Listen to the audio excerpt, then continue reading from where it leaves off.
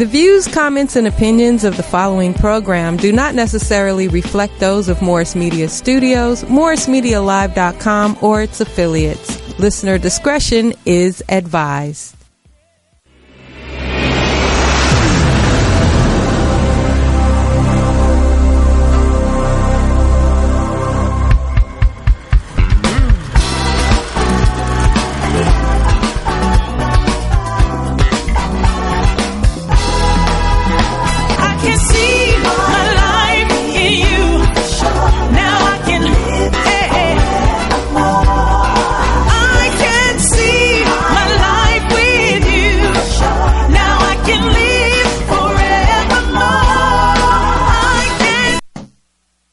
Well, good morning, good evening, good afternoon, whatever time of day you're watching, you're in for a great surprise. Welcome to the culture of film and music. I'm D Nice for those who haven't figured it out already. And I would start to thank from the bottom of my heart, but there's not enough room in there to thank this young lady who sent our special guest to us today. The founder of the Black Business Expo, Miss Barbara Lindsay. Ooh, love you, Barbara. Yes. Thank you, thank you. Yes. This young man we've had with us before. I had a chance to talk to him on the show, and we'll get a chance to really find out what his heart is set on doing now through the power of the spirit that leads this young man. You might have seen him around the city. We'll talk about that later. But for right now, let me start by introducing the other half of the team, Miss Phyllis McNeal, who's my co-host today on the show. And this young lady is the founder of Straight Talk.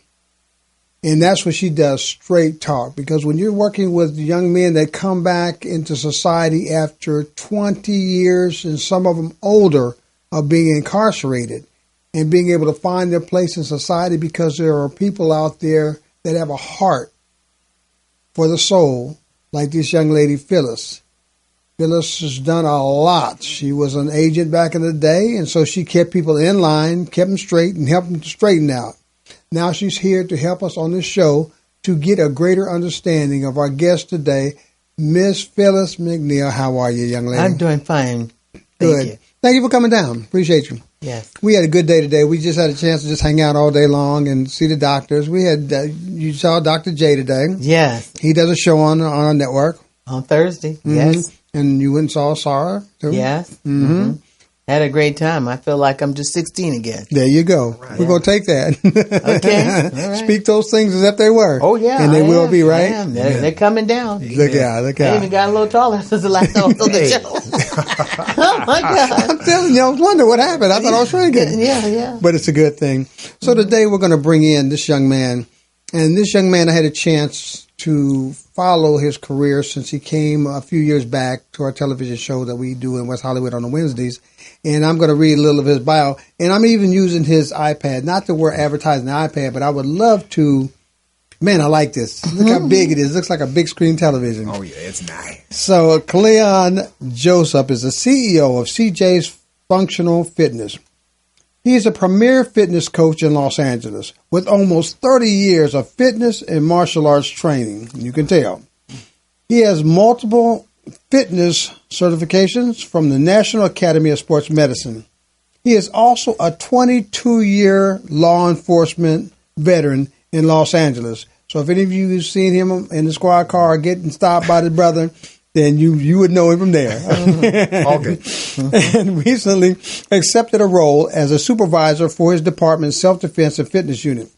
CJ has been featured as a guest trainer on the Radio Free 102.3 FM KJLH Steve Harvey's morning show with Ade Lamar for a segment called The Summer Fitness Minute.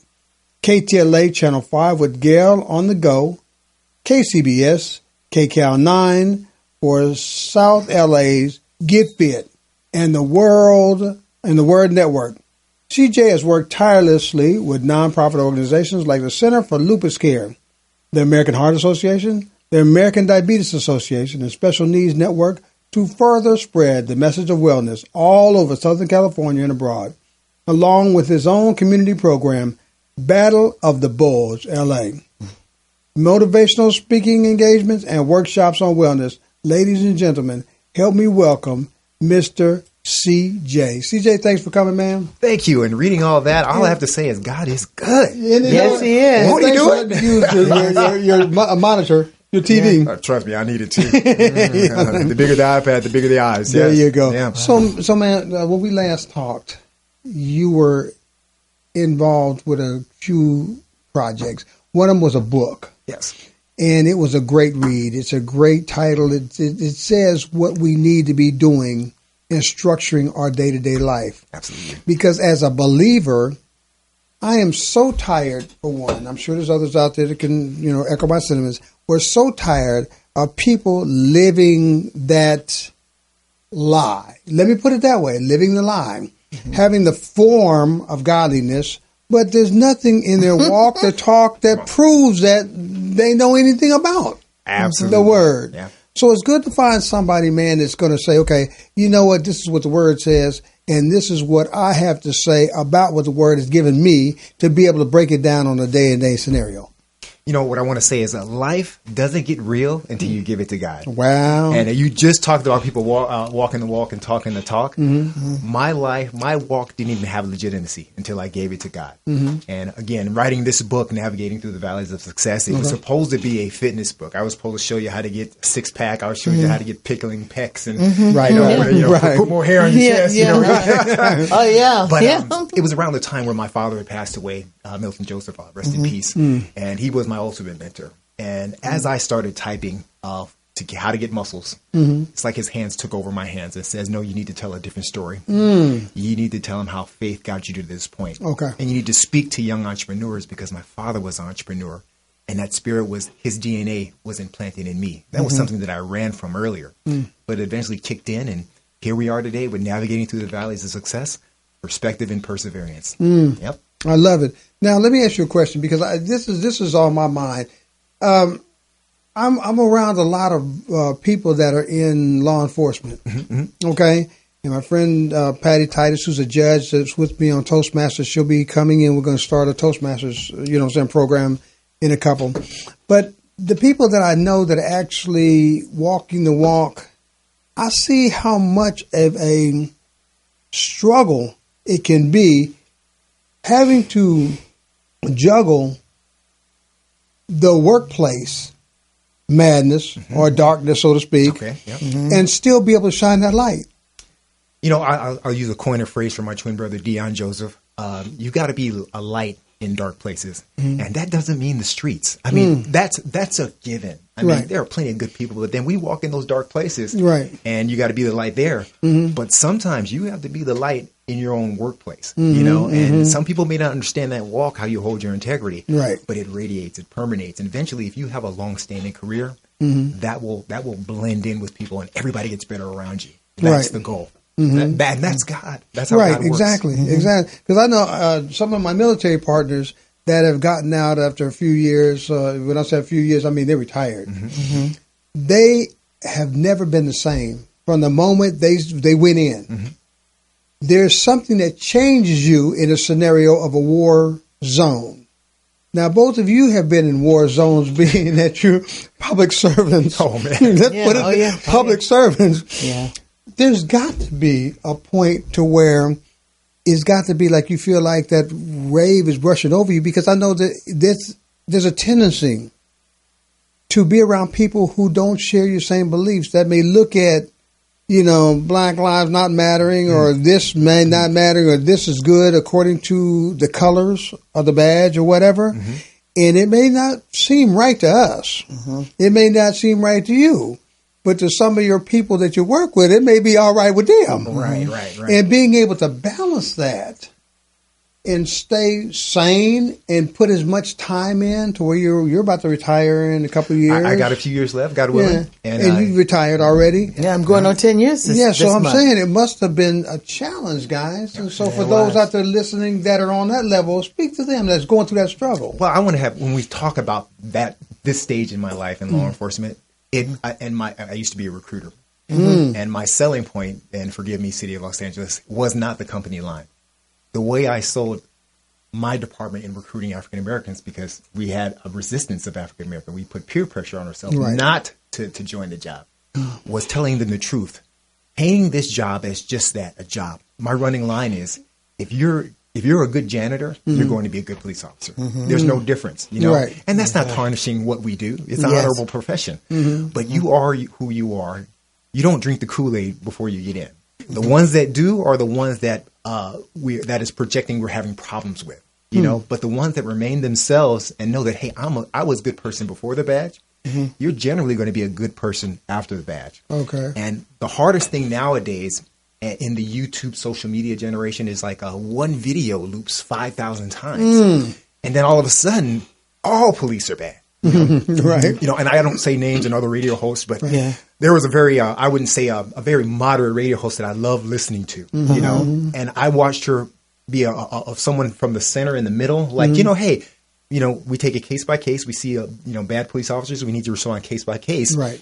To allowing activism, and there's good activism, and then there's activism that's not so positive. Gotcha. Come in and infiltrate her mind, and now she sounds like everyone else. You know, all police are bad, and if you're a police officer that's not out there picketing with Black Lives Matter and such, and then you're not a good police officer at all. Right.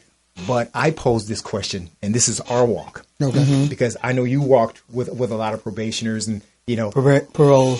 Parole, even something else. You know? Right. The big boys and girls. Right. Our challenge is, our walk is being ourselves, doing our job, which is enforcing the law. And guys, enforcing the law, I'm telling you right now, America is not sexy. Wow. Tell me when there was a time where being a parole agent or a police officer was ever sexy. When in my speeches, we have the speech I give called Command and Control, and I talk about phases of popularity in law enforcement, and then the phases where we dropped off. I love talking about when I came on during the Remember the North Hollywood shootout? Yes. Okay. I was working that day when just about the tail end, and my partner and I were about to go. We were headed out there because we still had a command post out there. Yes. Now let's go back in time. We had the Watts riots. We had the O.J. Simpson trial. Rodney King riot. Rodney King. How was the popularity of law enforcement then? It was, we call it circling the drain. That's you know what that means, right? Yes. And then all it took was, now remind you, we did not have YouTube and all these, you know, all it took was North Hollywood. The North Hollywood to just say, man, these guys are all right. You know, we were heroes. I mean, everybody's trying to, I don't eat donuts, but they're always trying to offer me donuts, you know? Yeah. But then time progressed, and now we have, it's funny, we talk about Trayvon Martin, rest in peace. You know, I was in Florida at that time on vacation when that happened. And I keep constantly having to remind people that Trayvon Martin was not a law enforcement incident. That was a civilian that was denied a chance of being a law enforcement officer who became rogue on his own. He was crazy in his own right. But it started there. All of a sudden, they're protesting the police. Wait a minute. Even the detectives in Florida sided with the Martin family. You know, that, you know, you want to blame somebody, you blame the prosecutors, you know, and how they handled the case. Yes. And then it evolved. More videos start coming out. And you know what? And I say thank God for that, because there are some, let's be honest, from fellow law enforcement, there are some people that need to be exposed. You know, I mean, come on, I didn't drink the Kool-Aid, you know, but in my experience, and I know in your experience, 90% of the people I call my brothers and sisters of all nationalities on the job are good, decent people. Now, wait a minute. They may not understand your culture because they don't live in your culture. You know, I may understand your culture because I didn't live in your culture. But I do know one thing: we laugh, we cry, we get upset, and we know how to say hello. We know how to be kind. Yes. If you know how to do that, then you will be a successful law enforcement officer. And I'm here to tell you, and I'll challenge the critics. There are thousands of officers of all over the nation that are doing their job. Guess what? We get upset too when we see videos that are controversial. Oh, but you didn't say anything. I didn't see you on the picket line. You know what? We can't, because we have to sit back and let the trial due process run its course. Yes. If I start talking about a case that, it's BS, I didn't, you know, I want that officer, and then we come to find out 3 minutes video earlier that the officer had every right to be there, then I just tainted that officer's case. Yes. We have to wait until something's adjudicated before we can express an opinion. And we still have to be careful, because it's important to protect democracy in that sense. Right. Yes. The same justice you want is this as civilians is the same process we want. We have to follow that process. You know, there are times that I've sat back and I've watched something that didn't look right, and I'm shaking inside because I'm angry on two levels. Here I am, I'm an African American watching another African American get killed unjustifiably. You know, and I have to sit back and be quiet because I don't know what happened 8 minutes before the real. Now, after I found out all the facts, then you'll find me being more vocal. Yes. But nowadays, with social media, officers are being more vocal quicker. It doesn't take long for us as officers to realize that was bogus. Right. That should not have happened. Right. Yes. But what we can't do as law enforcement, if I'm out there picketing with an activist group, then I'm not protecting, this good officer is not protecting your streets. And I need the public to join in on this. You know, there are officers that are upset, just as upset. But if we stop doing our jobs, and I think this is a whole nother conversation with African Americans in general, we appear to be, and it doesn't matter, uniform, not uniform, we appear to be the only race that when something racial happens of notoriety, we stop what we're doing, we stop progressing, and we start fighting everything. You know what? So the three of us, we decide to fight everything. How powerful are we? Weak. We're very weak. I want you to consider your diverse Hispanic, Black officers. I want you to consider them factions of do we need activists? Absolutely. We need righteous activists. Do we need entrepreneurs that stay away from that and keep building and pushing? Absolutely. Do we need law enforcement officers of dark complexion, like myself, African Americans? Because there's only about 12% in my agency, believe it or not. Only 12%. It's sad and dwindling. We got to start considering that's a faction. Those 1,100 officers are a faction of the whole dynamic of the African American diaspora. You know, those good quality activists are a faction. We're all working together. We are working in parts. But my way of working with my community is treating them with respect, showing other officers how to do that by quietly leading. Yes. I can't, hey, you need to treat that person with respect. Right. You know, exactly. People are going to resist that. Yeah. But if you see my Live walk, by example. well, I want to, why does everybody like Sergeant Joseph so much? You know, well, let's do his walk, you know. It's amazing. And you can turn a department that way without saying a word. And we can silently go home and cry. We can silently go home and talk to our family members in private as to how we're feeling. But to go outside and publicly bash the whole of law enforcement, it's wrong. It's propaganda, just like we're experiencing with politics. And we're all falling for it. You know, when I hear somebody that says all police officers are bad, that I find I try to avoid that person because they have no credibility.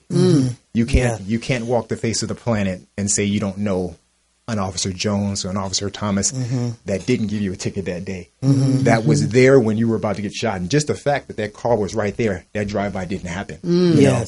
And I'm not even talking about the community work. I'm so glad we're here today. I'm not even talking about the community work that law enforcement are doing. I worked at senior lead unit. I was a supervisor of a senior lead unit. And I had officers that were taking gangbangers' kids to school because their parents were afraid to let them go by themselves. Wow. Yes. There are relationships that you all don't even know about. Yes. But they'll silence me, you know, to get their message out there. And it's not helping. It's not helping. So I say, if we all want to get it together, and I'm not just talking about African Americans, if you're a person of color, and because I'll tell you the truth, I admire my Hispanic brothers and sisters on the job, because they dealt with the same things in the hood that we dealt with. Yes. But as opposed to getting mad and stopping everything and dwindling, they are now, my agency, they are 52% of the agency. They are now the majority of that agency. Wow.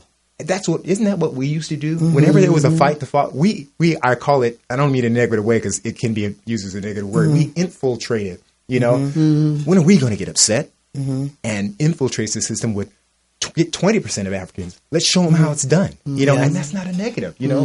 Let's get everybody to understand our culture, you know. Yes. And that's just the bulk of it.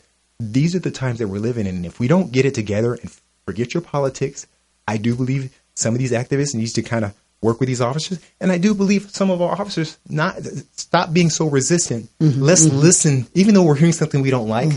Let's listen to the core essence of what's going on. And we will fix this problem. We used to be we used to be okay before the 80s crack. You all know that. Right. Relationships we had understandings in the community, but we all know what happened in the 80s. Yeah. And police, there are commanders that are admitting that we went about it wrong. If we're willing to come that far, what is our public willing? Where is the space to where we can all work together? Yes. And I'm saying this as an officer, as a sergeant that loves the job, but I'm ready to retire soon. I have my passions. I have my dreams. I have my other career set. Yes. It's already in the works. Right. So I'm preaching out of love, you know. And I say this: if the department doesn't understand that, then God bless them. If my public doesn't understand that, then God bless them. You know, I'm here to speak the truth. You know, I've watched officers arrest somebody and then get them the job, and they get them a job the next day when they come out. You know. But people don't tell those stories. Matter of fact, they don't even hear those stories nowadays. Yes. So that's the balance we walk. And it's really hard for African-American officers, the men and women. And God bless all you officers. But to my African-American women, you guys have got the worst hand because you're hated by your peers and your play cousins. Yes. But at the same time, other cultures may not understand your rhythms and flow, you know. And my argument is for any agency, hey, if we're willing to have an Asian task force for the Asian community. And this was back in the day. My question was, why do we have all white officers in the in South Central running a gang unit? You know, but that was back then. But things have evolved then. Yes. When are we going to accept that we're all evolving? There's a part where we can fight together. Yes. There are officers that are in jail right now that did wrong and nobody's reporting it. Oh, nobody. These officers don't get it right. Yes, they do. Yes, there are officers in jail right now for doing foul stuff. Yeah, and they're reporting more now on the TV. And then I'm glad they're reporting good officers, like the officer get out there, play basketball in the community with the kids, dance. I like that, sing with the kids, get involved in school activities. They should be more exposures like that. You know, if you're going to highlight the bad officers, highlight the good officers, because there's a lot of officers, they threw their body in front of somebody to take a bullet and got killed. I think our media partners, and I continue to challenge them because I did work media at one time and I understood. I think they're even understanding the damage collectively that has been done by painting everybody in a bad light for a what do you call it? What do you call it? What's the term I'm looking for? Entertainment purposes. Exactly. Yeah. Right. So that's the whole of how it's hard being an African American officer. Yeah. You know? I'm sure. I think you bridge the community when you expose the officers who are not doing good and you expose the ones who are doing good. Because the community can say, okay, they're not doing good. They're not going to put up with that. That's not acceptable behavior. But then there's good officers, so we can't put them all together. You know, and then I think that really makes the community more. They said, well, you know what? Things are turning to change around. So we did a lot in Riverside. Right. We worked with the chief out there at Riverside Police Department. The community worked with the chief. We worked with his staff. And we worked for a whole year addressing different areas. We didn't have no problems when we came together. And we had a good time together. We sure did. Did you ever hate the criticism of that? You officers, the blue line, you guys won't testify against each other or something like that. You know, the big blue wall, right? I want to tell you that if I honor the big blue wall during an investigation, I'll get fired. Yeah. You know, you get fired for lying, right? That's the number one reason cops, get fired for lying. Yeah. What it is we're not going to outwardly cry. When something goes down in my division or something of serious nature, all that is investigated. Yes. By law, we can't publicly outcry, you know, but what we can do is be honest during an investigation, you know. So my way of fighting back is if I see something that an officer did that was foul and I get out there and say, I didn't see it, but the dash cam shows me standing right there. Technically, I'm lying, right? Yeah, you're in more trouble. Even before the dash cam, you have to sit there and tell the truth as to where you're at and what you saw. Right. Now, you may like it or not like it. Yeah. But the truth comes out in the investigation. That's how we fight. We fight by keeping our composure. And I think of the comparison to the current president we have now, President Obama. The coolness and the calm, that was leadership. That's what we have to be as law enforcement, as opposed to the brazen outright sensationalism of kind of what we're seeing today. And I don't want to get in here bashing going there, but I'm just saying, look at the difference. Who close your eyes and see what do you want leading you? Someone that's reserved and follows the facts slowly. The truth is not sexy. The truth is slow. You know, what spreads fast is fires and lies. Yeah. And what you do in the dark will come to the light. It always does. It always does. You It just always have does. to make sure you're doing the right thing because it's going to come. So, If it don't come in a year or whatnot, it's going to come. so I just want to say, and I want to give the biggest hug, to all my law enforcement brothers and sisters. God bless you for what you do. I was a young, and I talk about it in my book. I was anti-police. I had no business. I had, out of the 10 great experiences I had with law enforcement as a child, it's the 2 that I remember that weren't so good. There were officers that protected my family business before it shut down. There were officers that when you one of Joseph's boys, get on out of here, kid. There were officers that mentored me. But there was a couple that, pulled me over for no reason. And those are the only ones I remember the most. Yes. I went to college and got indoctrinated. Yes. I went to the Black Student Union and while the Asian Student Union or the Hispanic Student Union, while they were studying and working on their homework, every time I went into a Black Student Union, I was seeing myself, somebody that looked like me hanging from a tree. Yeah. And we were talking about fighting the system and marching every 5 minutes. We weren't talking about grades. And by the time I came out of college, I hated the police. I was like, man, I F the po-po, But all it takes is unemployment to change your mind. Yeah. That's real talk. That's real talk. I lived a very, very well sheltered life, and I had a silver spoon in my mouth. They called my brother and I the Prince of Soul Glow. We had everything. And then all of a sudden, my parents got sick, and they had to shut down their family business. Now, my dad told me, you guys will never work for nobody but yourselves. All of a sudden, the business shuts down. And we are scrapping for jobs. I had zero talent. Wow. I tried to be a rapper singer. I can't rap it. I tried. My brother was selling T-shirts on Crenshaw. He was at flowers, and I was trying to get a tractor trailer job. I never drove a tractor trailer in my life. Out of all the jobs that hired me, my man, it was my department that took me. You know why? Because I was a good person. Right. My background investigation lasted 6 months. My brother's 3. Because we lived a solid life and totally changed the trajectory. So I went in hating the police to I need a job to making a good job out of a good profession. Wow. So, we went in deep by being an African-American officer. We did. Yeah. And mine is totally different because I was a part of the criminal justice system, foster care. I was on probation.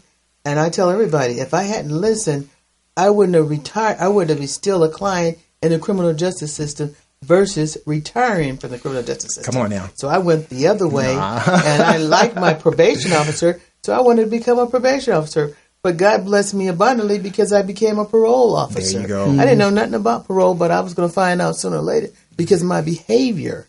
Isn't that funny? It's exactly what I said. You were already a person of common sense and wisdom and good judgment. Ain't that sharp about us? At a young we bring our age. street smarts to the job, right? Yes, we do. So once we transition, we don't go, I got my uniform, all of a sudden I'm smart. No, we are already smart. We just go through the training, we get the job, and we some of the coolest people out there. Why is Joseph so cool? Why is he comfortable standing in this alley? Joseph, you should be standing in the middle of the alley. I know, that's the things that tell me. This alley. Ain't nothing happened. I don't have no call. Everything's good right now. Yeah. We cool. Yeah. But I understand if they don't understand. Right. And I meet them halfway sometimes. But sometimes you got to tell them, hey, you guys look too tense.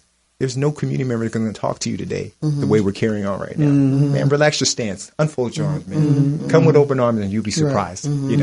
So, wow, it's amazing. So if you were ever a civilian that wanted that understanding, I'm giving you the bare bones truth, honestly, at how it is to walk in the shoes of an African-American officer on the job. It's tough. It is. It's tough. Yeah. Wow. I can imagine, like I said, some of my friends, like I said, a lot of my friends are in law enforcement, even down to Judge Patty and hers. And like I said, she's very mild-mannered just to find out she's in her cases are drug cases and domestic violence. You know what I'm saying? But yet still she walks with the authority of a Christian, and she can just, mellow and whatever else. But I wouldn't like to go in front of her because I'm sure that there's another side to her when it's working. Well, see, faith will give you that strength, and I'll use samurai language, to either draw the sword or pull it back. Right. I do believe, and maybe people don't, but I believe that God gives us discernment when we decide to lean on faith. Right. And He's given me I've been in 2 uses of forces in my entire life. Never threw a punch. And by the time I was done, my suspect go, "You didn't even throw a punch. You didn't even hit me." Where does that come from? Discernment and faith and understanding and skill. But it all comes from faith. Your decision making. I'm not talking about the ideology of religion. That's two different things. Yes, you know, yes. I'm not. You know, I'm talking about a pure, open assessment walk with God. I'm gonna let you have just take me. Right. And you every morning I pray this prayer. And I started doing that for the last couple of years since God was already blessing me. I said, "Why do we always pray to God when things are going wrong? Let me start praising Him when things are right." And I say this to myself, and you and young men and women, I need you to understand and hear this. All I ask for God is, God, this morning I run 12 flights of stairs till my legs all burnt out. So it forces me to drop to my knees because I'm tired. Then I say, God, just give me wisdom, understanding, knowledge. Grant me power through mercy. And if I need to draw the sword, let it be the vessel through me. You know, and I have not had a bad day yet. When I say things fall into place, when I say I make leadership decisions now, hey, who's to say? I get mad. We get stressed. Yes. But it's a different kind of stress than when I was going through 12 years ago as to what I'm going through now. There is a level where I drop where it's like calmness. Like, you know what, God? Right. I got this. Right. And when you got this, you're going to go through the trouble. You're going to go through the valley. Yeah. But you know, you've hit it so much and you look back over your life, as the gospel song says, you've seen Him pull you up. Why won't He pull me up this time? And I tell you, young men and women, if you're not on drugs, if you're not on alcohol, if you're not putting bad substances in your body, if you're taking care of your body, the path is clear. What we do is we throw obstacles in ourselves. Now, say we're clean, right? But I got it, God. I got it. Right. Don't have nothing. I've been there too, you know. Right. Matter of fact, man, I'm just coming out of that disease, you know. You know, where it's like, okay, I said my prayer to God. By God, I got this now. Right. Yeah. Now, I say the same prayer. I fight the same fight, but I know when to pull back. Or I put it this way: when He knows you've pulled back, He'll even put the sword in your hand to finish it. You know, metaphorically. You know, and that's the icing on the cake right there. But it's even more pretty when God just handles it Himself. And, and you start laughing at yourself. Man, why was I so mad in the first place? He had this all along. You know, right. That's how it works. There's no magic. I always say this, my running line: if you believe in a magical, mythical God, then that's not God. You know. No. God has ordered us to work through you. We talked about earlier. We talked about the connections. Exactly. I met you a year ago, and then we found out we had a friend in common, and now we're sitting here today talking. Is that not God? That is. And we never know how. No. But all we know is at some point in time we're going to meet again, and that's the understanding I developed through God gave me a good job in law enforcement. He gave me a passion in fitness, and I excel in all of them. And now He's put me in a realm of motivational speaking. Right. And there is no fear. You know, we didn't have a script. You said, one thing I like about the show is He said, what are we going to do? We're going to chop it up. We are chopping it up right now. Let's have a dialogue. That's right. And this is right down my alley. You know, God is good. One more story, and then we can change gears. Perfect example. I got invited to the 2020 Law Enforcement Summit on my birthday, my brother and I. When we got there, all the speakers were great. But for the most part, it was death by PowerPoint. It was like, you know, look at my lasers, look at this, you know, and which is all good. Eye scans and big words and big terminology. I looked at my brother and I said, what are we going to do? And I just said, all of a sudden said, we're just going to do us. Right. We're going to get on stage off the cuff and talk about our careers. Yeah. And we ended up being the best 2 performances of that. And my brother's going to do a TED Talk soon. And now we got requested to go to North Carolina, all because when God gives you expertise, you don't need a script. Yeah, that's exactly correct. You know? You become powerful. That's exactly correct. I was listening to our conversation. One of the first things I said about, man, D nice. He don't need no script.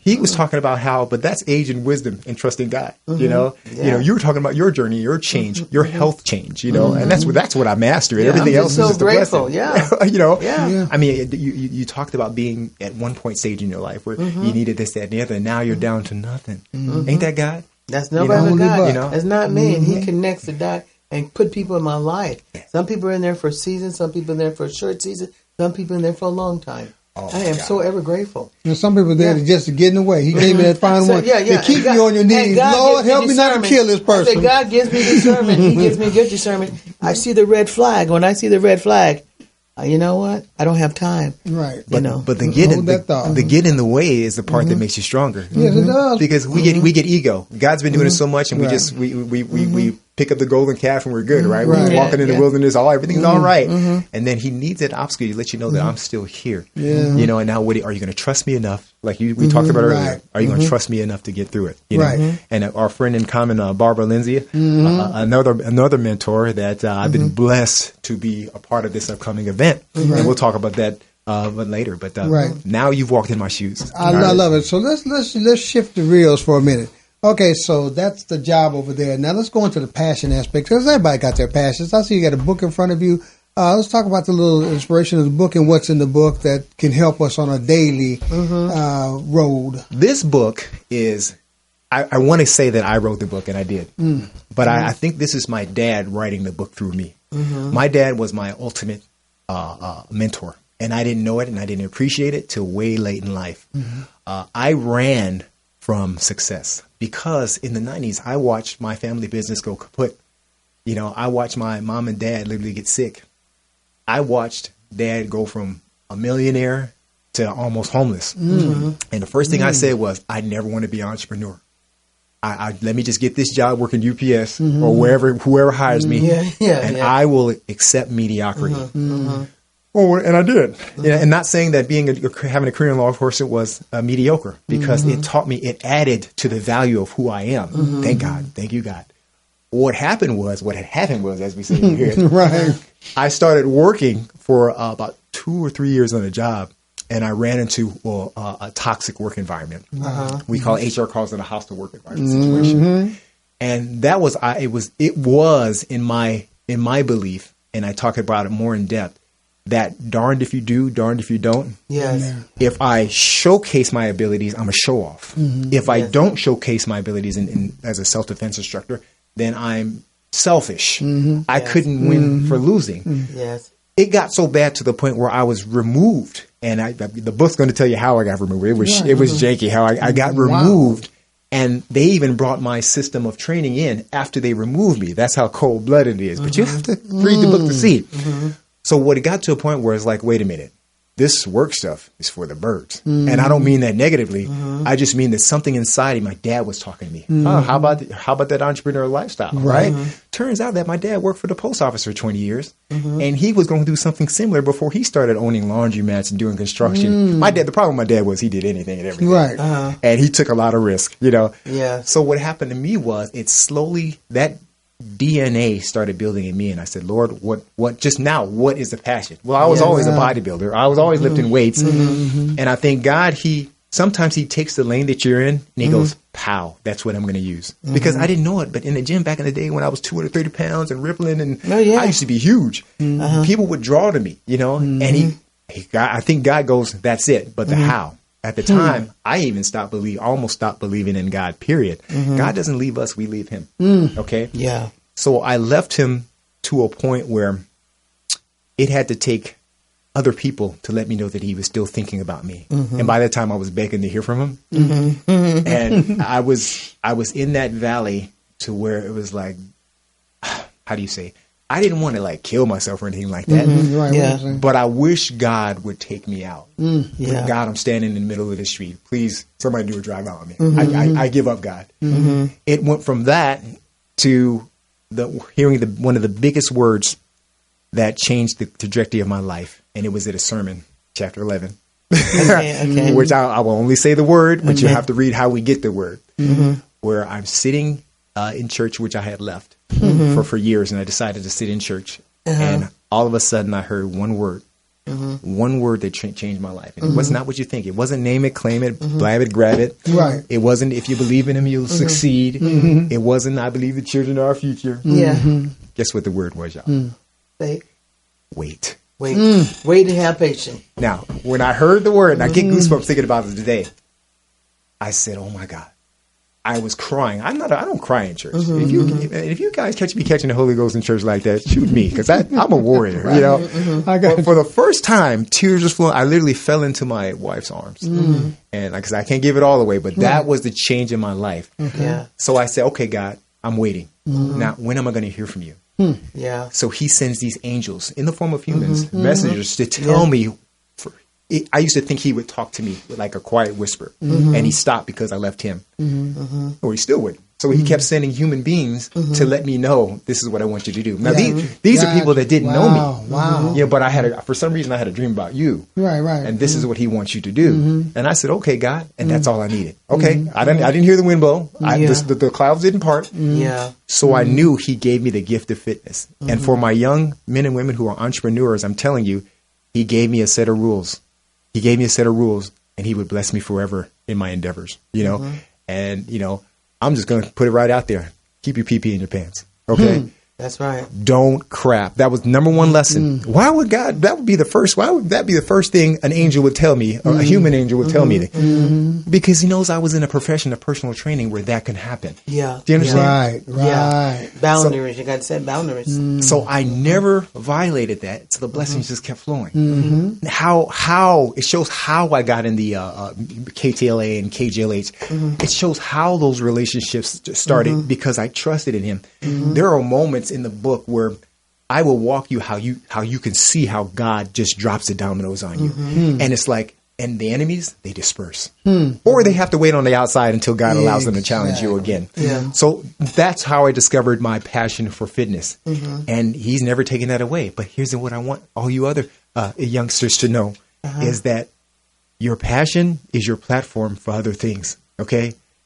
People want to talk to you about politics, sir, because they trust you in your business. People want to talk to you about anything, life, because you made it through 30 years in your job and your career. It's because you were excellent. Your excellence gives you your platform, everybody. Your excellence through God gives you your platform. So I'm a great personal trainer. In fact, I think I'm one of the best, Yeah. But people listen to me when they talk about business. People listen to me when we talk about faith. People listen to me when they talk about economics, because I'm a good steward of my business. You are a good steward, I just sit back and was listening.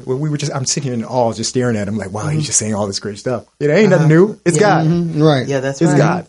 So my passion is my platform for whatever, and I love it when my brand brings me these new missions. Hey, I want you to show up for this interview, CJ. Oh, why? Well, because, we hear on the block that there's no women talking about you violating them. You know what I'm saying? Yeah. That's all? Well, guess what? You know what that means? There are a lot of trainers out there violating their clients. And I'm not talking about sexual assault or I'm talking about just giving into the spirit and crapping on your business. How many politicians are in trouble now because, because of that? It's a trust. Even let's just be real. Even if you're pleasuring somebody and crapping on your business, you violate a trust. Yeah, that's right. And I know thousands of trainers, and I know thousands of people in your industry that are finding it hard to find that next big gig because they know you're a legend. That's great. Yes. Yes. Now, our journey is slow, but our journey is steady. Great. That's right. Because we're consistent. And I do believe that shall I ever crap on my business, God will take it away from me. Yes. Yeah. Be sure. So, so he's I love the final chapter. The final chapter is the end is not in this book. I am working on volume 2 as we speak. Right. There's a part where I'm bragging on myself now where I said I would do a TED talk or I would do a you will see me on this, you will see me on that. Well, guess what? I did a talk just on my birthday. The book prophesied itself. I'm so confident in the Lord that I know He's got the next thing set up for me. All I gotta do is call it out, and He's gonna. Guess what?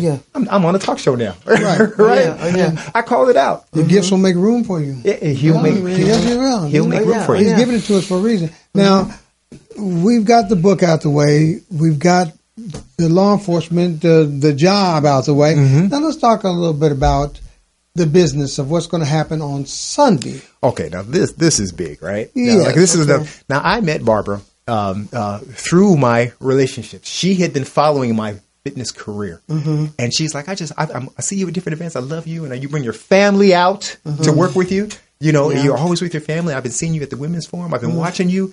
And all of a sudden, we developed this relationship. And she brought me into a seminar to meet Linda Hollister, the wealthy bag lady. I thought it was just another book authors event. Right. In fact, I'm showing up late. I'm all, okay, here we go again. Right. Next thing you know, she hooks me up with Lynn Hollister. I'm like the wealthy bag lady. And she goes, it's because of your work ethic. I know you're a star. Unbelievable. So sometimes you just have to submit to people. Yes. You don't know their intentions. You just, in your heart, you have to know to submit. I submit. Yeah. I submit to Barbara. You know, no matter what she's got going, she reminds me of my dad. We're moving on her feet all the time. Right. So she goes, well, CJ, I want you to come to this event, you know, and I want you to, teach some exercise, open up the event, and then run a booth and sell your books.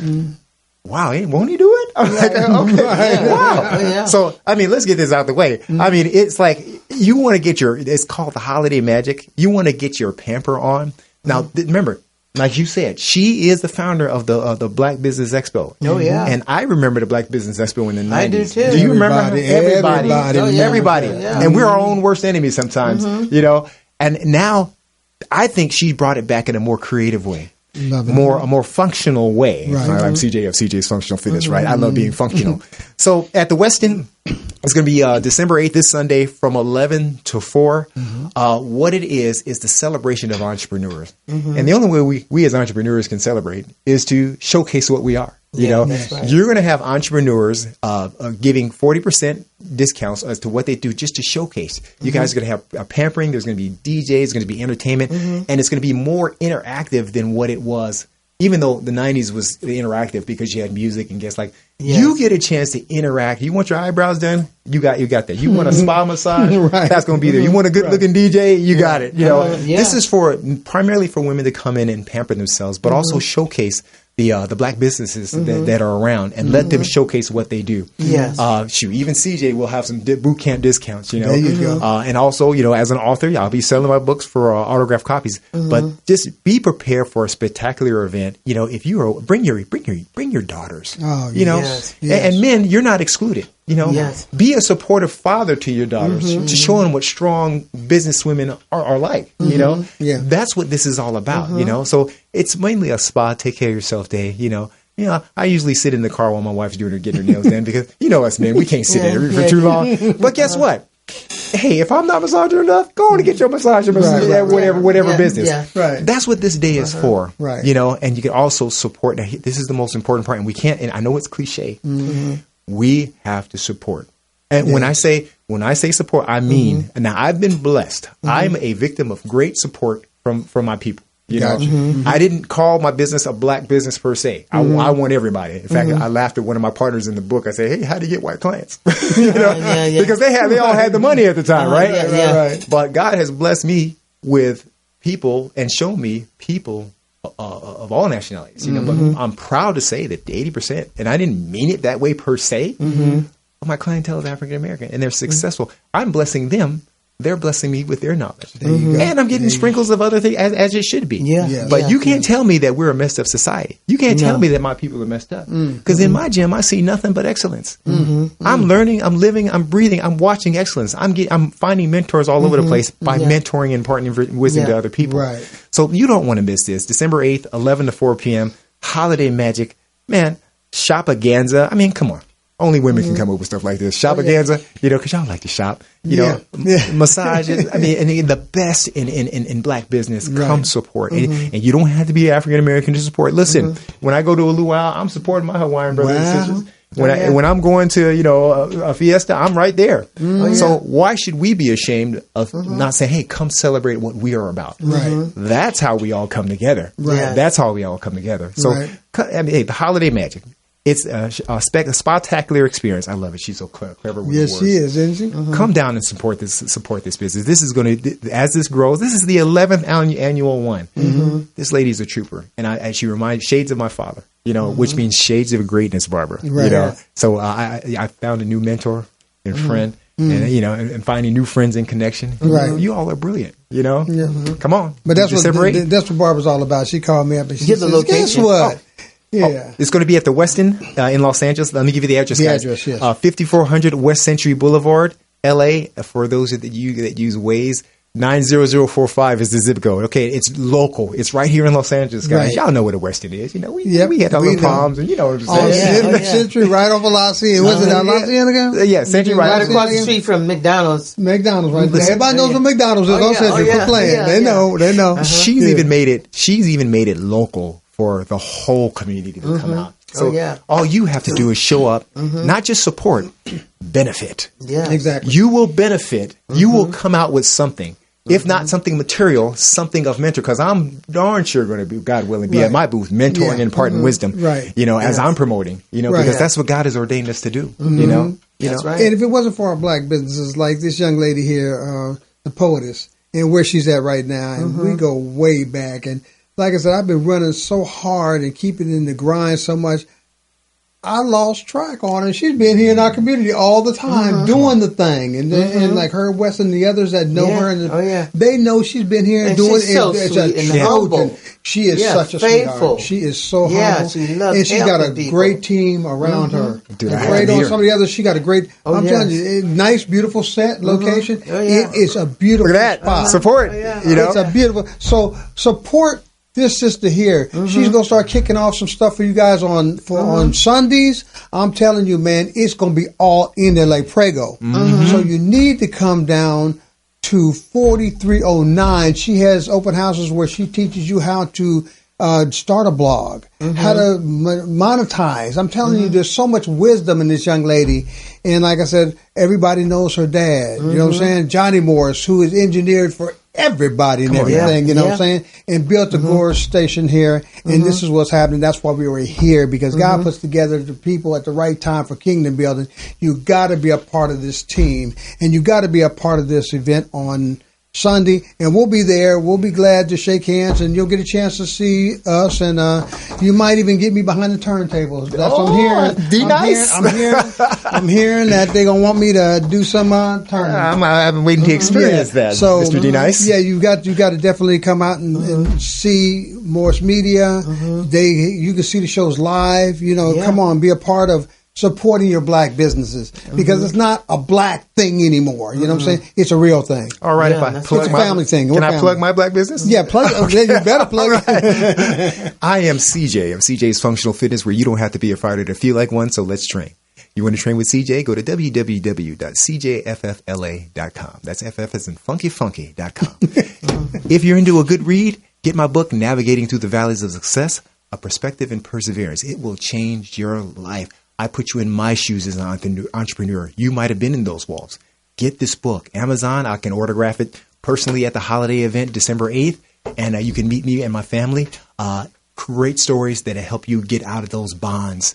Every valley is just another chance for success. The bigger the valley, the bigger success. God wouldn't give you a big valley if he couldn't if he didn't know you can handle bigger success.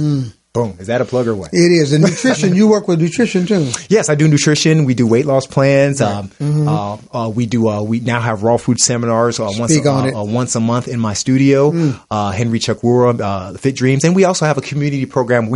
I used to call it Battle of Bulge LA because that was my TV pilot, but it's really called the Fitness Syndicate. Once a year, I team up with KJLH. What's up, KJLH?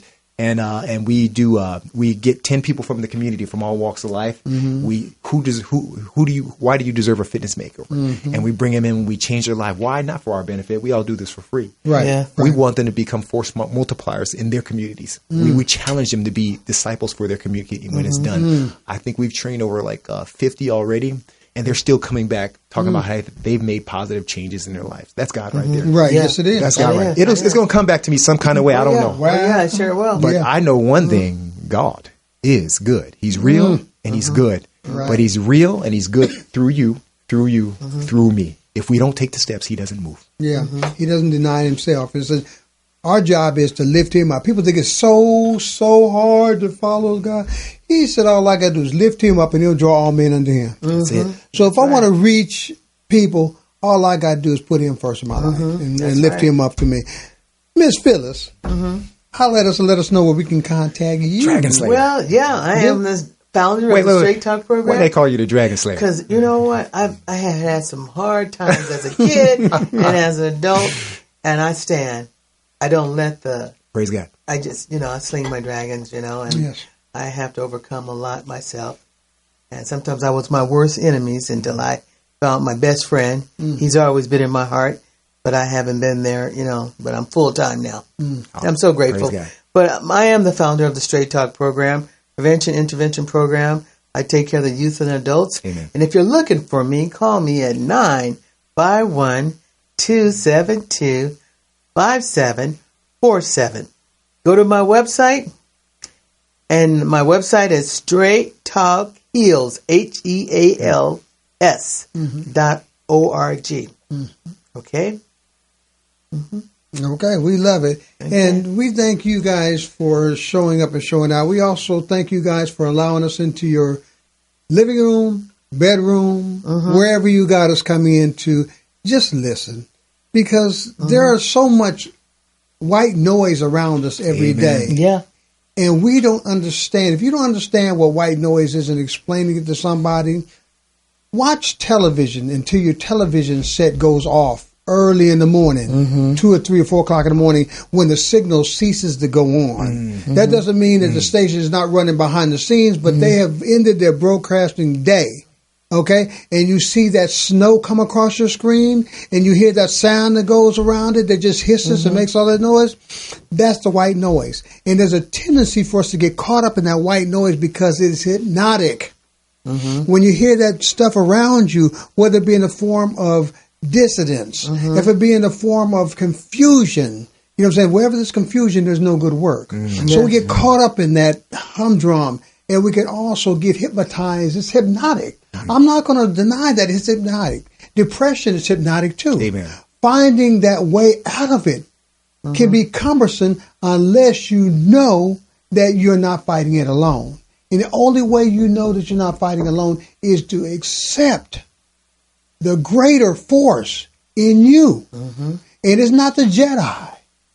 It is the force of believing that there is a higher calling in your life than you see in front of you each step you make. Amen. You've got to know that there's somebody that you can trust on to lift you up when there's quicksand and water. The only thing you see in front of you. And you say, okay, what can I do to get from point A to point B? You must believe. Believe and be transformed by the renewing of your mind. Because the mind, they say, is a terrible thing to waste. Why? Because it locks in. It gets caught up in that hypnotic state. Depression is one of them. There's a lot of people that have lost family members, friends during the holidays. And whenever there's a holiday comes upon them, they just freeze. They want to sleep all day, hide out because they don't know how to vent that frustration, depression, and it becomes their grave. It becomes their enslavement. You must let it go. We say, let go, let God. I'm not sitting there thumping a Bible and standing on a milk carton. I'm just saying, it's worked for me. Try it for yourself. Try giving up to the higher bidder. Try putting somebody else first beyond you. Try looking to help somebody else beside yourself. That's right. Try giving to somebody else beside yourself. Put somebody else first. That's what you've got to learn to do. And you will not have time for the depression. Amen. You won't have time for the confusion. You won't have time for all the frivolous thoughts that come upon you when you're sitting there by yourself just thinking about what you're going to do. Because I don't mind. Believe me, it's the devil's workshop. Amen. He goes to work when your mind is not doing something focused. So learn to focus it in. Thank somebody tomorrow. When you get up, just say, Lord, thank you first and foremost for getting me up today, because you don't have to rise in the morning. There's a lot of people that don't wake up the next day. Amen.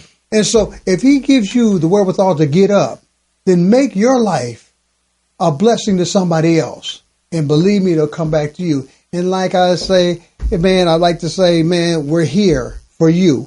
And I'd like to thank CJ for coming down and blessing us, man. Thanks for nice. showing up, man, and you, showing out. For Miss Phyllis McNeal, thank you for being a part of the team and always coming down. And now it's good that you grew a little higher because you got, some more chairs and doing them. I love it. Tune into some other shows. We've got Dr. Kelvin comes on Thursday. We've got the Opinion Room comes on Friday. We are cultures and music and film. And like I say, each and every week, put God first and everything else will follow. I guarantee it. Until next week, hit it.